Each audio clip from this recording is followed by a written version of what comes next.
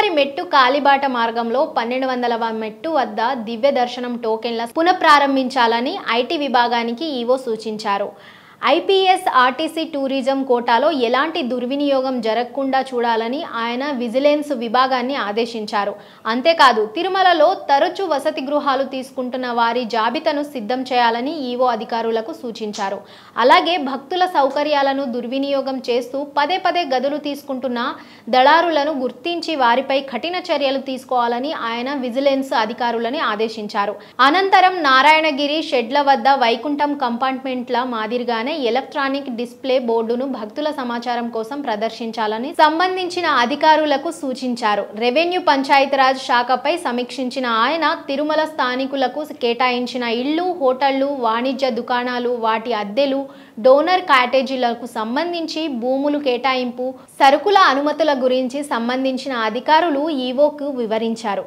యాత్రికులు రద్దీ అధికంగా ఉండి దాదాపు 5 కిలోమీటర్లకు పైగా విస్తరించి ఉన్న క్యూ లైన్లకు పర్యవేక్షించడానికి తక్షణమే ఒక అసిస్టెంట్ ఎగ్జిక్యూటివ్ ఆఫీసర్ని ప్రత్యేకంగా నియమించాలని ఈవో ఆదేశించారు.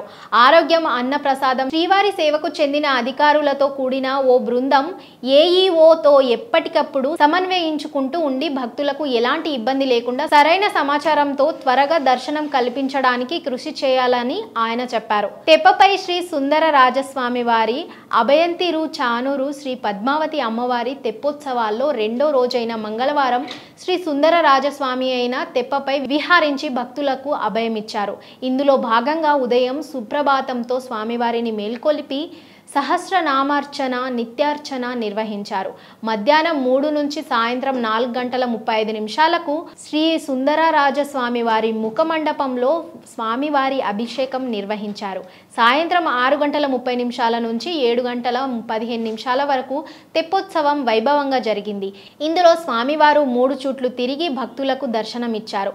అనంతరం శ్రీ సుందరరాజస్వామి వారు ఆలయ 4 మాడవీధుల్లో ఊరేగి భక్తులకు కటాక్షించారు. తెప్పోత్సవాల్లో 3వ రోజైన బుధవారం శ్రీ పద్మావతి అమ్మవారు తెప్పపై విహరించనున్నారు.